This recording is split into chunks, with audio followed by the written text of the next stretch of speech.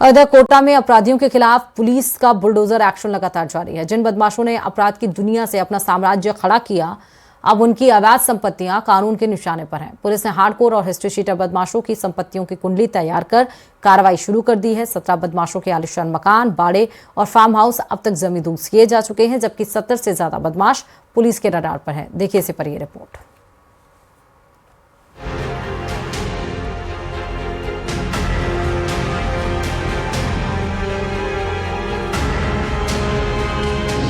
दबदबे के महल अब मलबे के ढेर, अपराध का साम्राज्य बुलडोजर ने किया ध्वस्त, बदमाशों का रुतबा बुलडोजर ने धूल चटाए। कोटा में अपराधियों के अवैध निर्माण पर बुलडोजर गरज रहा है। पुलिस ने हार्डकोर अपराधियों और हिस्ट्री शीटरों की संपत्तियों को चिन्हित कर कार्रवाई तेज कर दी है। आरोप है कि कई बदमाशों ने सरकारी जमीनों और अवैध कब्जों पर आलीशान निर्माण खड़े कर लिए थे। अब पुलिस संबंधित विभागों के साथ मिलकर इन अवैध निर्माणों को हटाने में जुटी है। ये वही ठिकाने हैं जहां कभी अपराध का दबदबा नजर आता था। बड़ी बड़ी दीवारें, आलीशान मकान और फार्म हाउस, लेकिन अब इन पर कानून का हथौड़ा चल रहा है। कोटा ग्रामीण पुलिस के मुताबिक अब तक करीब 17 बदमाशों की करोड़ों रुपए की अवैध संपत्तियों पर कार्रवाई हो चुकी है। वहीं 70 से ज्यादा सक्रिय बदमाशों को चिन्हित किया गया है। कोटा ग्रामीण एसपी सुजीत शंकर ने साफ कर दिया है कि अपराधियों के खिलाफ कार्रवाई लगातार जारी रहेगी। हर थाना क्षेत्र से 3 से 4 हार्डकोर बदमाशों की सूची तैयार की जा रही है। पुलिस का कहना है कि अपराध और अवैध संपत्ति दोनों पर एक साथ वार किया जाएगा। देखिए, अभी हमारा जो इसमें अप्रोच है वो ये है, जो हम सर्कल वाइज, थाने वाइज, उसमें हम 3-3, 4-4 लोग को चिन्हित कर रहे हैं। एक प्रोसेस है जो 3-3, 4 के बैचेस में हम लोग को चिन्हित कर रहे हैं और तब हम उसको नोटिस दे रहे हैं। और तो इसमें क्या है, सबका नंबर, जो भी क्रिमिनल्स हैं उन सबका, जिनके भी 4-5 मुकदमे से अधिक हैं, तो उन सबका नंबर आएगा, उन सबको नोटिस मिलेगा। हाँ, डेफिनेटली जब हम इसका एग्जैक्ट तो हमारे पास अभी नहीं है फिगर, बट डेफिनेटली करोड़ों का इनका प्रॉपर्टी है। हमने अभी इटावा में किया था, वही मकान करोड़ों का था। जिस दौलत को बदमाश अपनी ताकत समझ बैठे थे, वही अब उनके लिए मुसीबत का मलबा बन रही है। अपराध की कमाई से खड़े किए गए महल अब धूल में मिल रहे हैं। पुलिस अब सिर्फ कार्रवाई ही नहीं कर रही, बल्कि बदमाशों की प्रॉपर्टी का पूरा रिकॉर्ड भी तैयार कर रही है। कौन सी जमीन किसके नाम और निर्माण कितना अवैध है, हर जानकारी जुटाई जा रही है। यानी अब अपराधियों के लिए सिर्फ जेल की सलाखी ही नहीं, बल्कि अवैध कमाई से खड़े किए गए ठिकाने भी खतरे में हैं। कोटा ग्रामीण पुलिस का बुलडोजर एक्शन बदमाशों को ये संदेश दे रहा है कि अपराध की नींव पर खड़ा साम्राज्य ज्यादा देर टिक नहीं सकता। एमपी से सटे सुदूर ग्रामीण अंचल तक के इलाकों में चलाए जा रहे सक्रिय बदमाशों के खिलाफ विशेष अभियान के चलते बदमाशों में हड़कंप मचा हुआ है। अवैध अतिक्रमण कर तैयार किए गए आलीशान भवनों पर कोटा ग्रामीण पुलिस द्वारा अन्य विभागों के सहयोग से पीला पंजा चलाया जा रहा है और उनको ध्वस्त करने की लगातार कार्रवाई की जा रही है। कोटा ग्रामीण पुलिस द्वारा सुदूर अंचल के अलग अलग इलाकों के अब तक 17 से अधिक बदमाशों के आलीशान भवनों को ध्वस्त किया जा चुका है, जबकि 70 से अधिक बदमाशों को चिन्हित किया जा चुका है और आने वाले समय में इन बदमाशों के अवैध अतिक्रमण कर तैयार किए गए आलीशान भवनों सहित अन्य निर्माण को ध्वस्त करने की कार्रवाई की जाएगी। कोटा ग्रामीण एसपी सुजीत शंकर के निर्देशन में चलाए जा रहे इस विशेष अभियान के चलते बदमाशों में लगातार हड़कंप मचा हुआ है और इस अभियान की सुदूर अंचल तक के इलाकों में लगातार चर्चा की जा रही है। कोटा से न्यूज 18 आसान के लिए ओम प्रकाश मारू।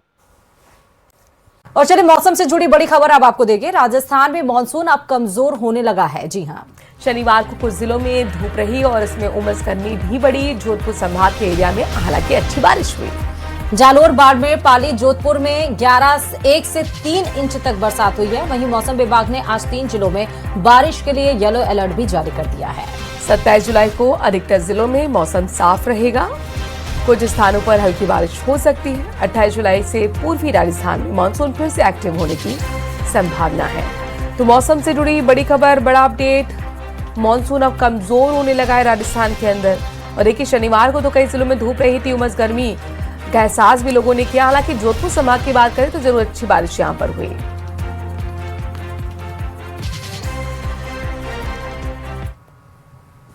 तो इधर प्रदेश में मानसून की बारिश ने फिर से सिर्फ मौसम ही नहीं बदला बल्कि कई जगह सरकारी व्यवस्थाओं की पोल भी खोल दी है। कहीं करोड़ों की लागत से बना रेलवे स्टेशन टपकने लगा, कहीं सरकारी स्कूल की छत से पानी बरसने लगा, कहीं सड़कें जलभराव में डूब गईं तो कहीं जर्जर मकान की दीवार भरभराकर गिर गई। देखिए बारिश में बेपर्दा हुई बद इंतजामी की ये ग्राउंड रिपोर्ट।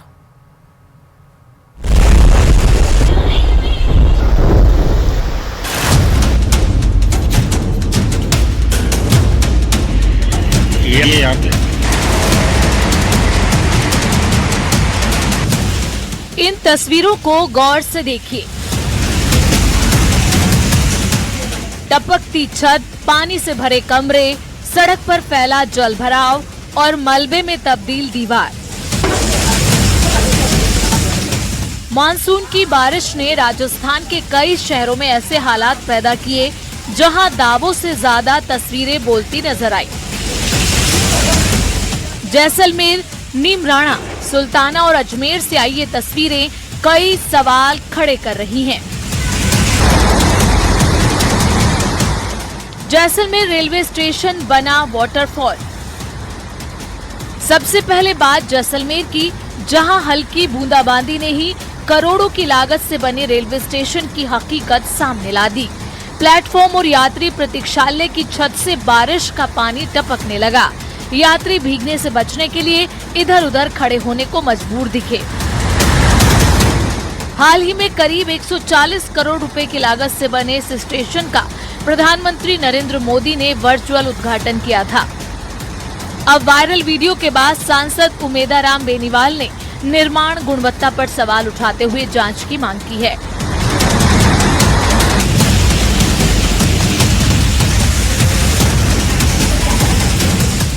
कुछ ऐसे ही हालात कोटपुतली के बटाना गांव में भी देखने को मिले, जहां बारिश ने सरकारी स्कूल की बदहाल तस्वीर सामने ला दी।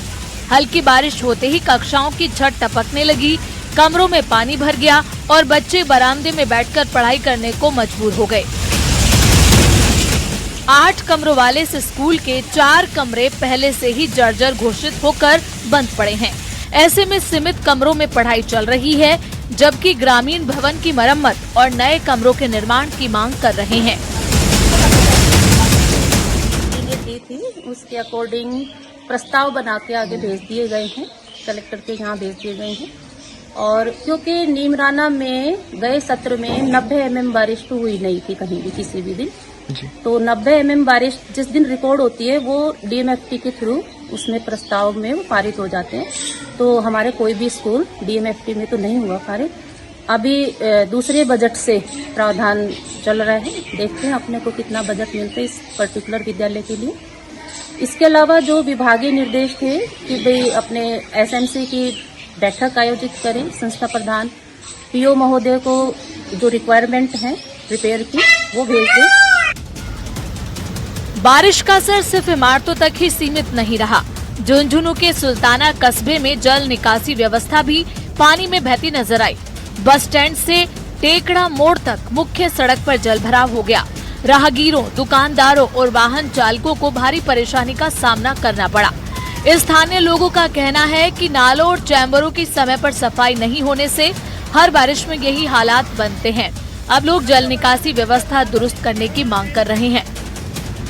बस स्टैंड से लेकर के टेकरा रोड के ऊपर बारिश होने के 3-3 फीट जल भराव हो गया, जिसे आने जाने वाले राहगीरों को भारी समस्या का सामना करना पड़ रहा है।